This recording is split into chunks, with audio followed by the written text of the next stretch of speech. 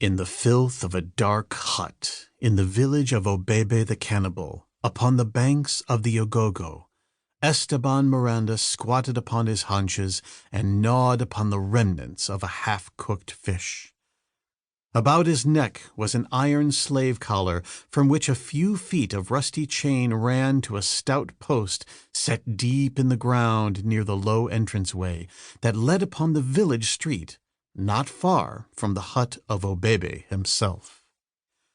For a year Esteban Miranda had been chained thus, like a dog, and like a dog he sometimes crawled through the low doorway of his kennel and basked in the sun outside. 2 diversions had he, and only 2.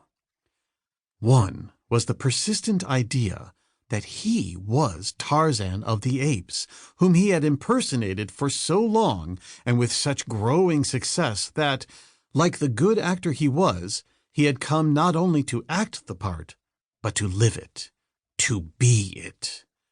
He was, as far as he was concerned, Tarzan of the Apes. There was no other. And he was Tarzan of the Apes to Obebe, too. But the village witch doctor still insisted that he was the river devil, and as such, one to propitiate rather than to anger. It had been this difference of opinion between the chief and the witch doctor that had kept Esteban Miranda from the flesh pots of the village, for Obebe had wanted to eat him, thinking him his old enemy the ape-man. But the witch doctor had aroused the superstitious fears of the villagers by half convincing them that their prisoner was the river devil masquerading as Tarzan, and, as such, dire disaster would descend upon the village were he harmed. The result of this difference between Obebe and the witch doctor had been to preserve the life of the Spaniard until the truth of one claim or the other was proved. If Esteban died a natural death, he was Tarzan, the mortal, and Obebe the chief was vindicated.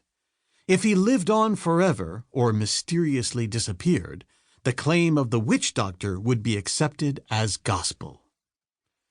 After he had learned their language and thus come to a realization of the accident of fate that had guided his destiny by so narrow a margin from the cooking pots of the cannibals, he was less eager to proclaim himself Tarzan of the Apes. Instead, he let drop mysterious suggestions that he was, indeed, none other than the river devil. The witch doctor was delighted, and everyone was fooled except Obebe, who was old and wise and did not believe in river devils, and the witch doctor, who was old and wise and did not believe in them either, but realized that they were excellent things for his parishioners to believe in. Esteban Miranda's other diversion, aside from secretly believing himself Tarzan, consisted in gloating over the bag of diamonds that Kraski the Russian had stolen from the ape-man, and that had fallen into the Spaniard's hands after he had murdered Kraski. The same bag of diamonds that the old man had handed to Tarzan in the vaults beneath the Tower of Diamonds, in the Valley of the Palace of Diamonds, when he had rescued the Gomangani of the valley from the tyrannical oppression of the Bolgani. For hours at a time, Esteban Miranda sat in the dim light of his dirty kennel, counting and fondling the brilliant stones. 1,000 times he had weighed each one in an appraising palm, computing its value and translating it into such pleasures of the flesh as great wealth might buy for him in the capitals of the world.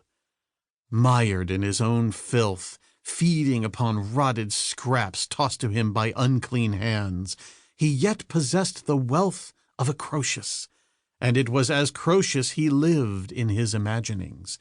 His dismal hut changed into the pomp and circumstance of a palace by the scintillant gleams of the precious stones. At the sound of each approaching footstep, he would hastily hide his fabulous fortune in the wretched loincloth that was his only garment, and once again become a prisoner in a cannibal hut.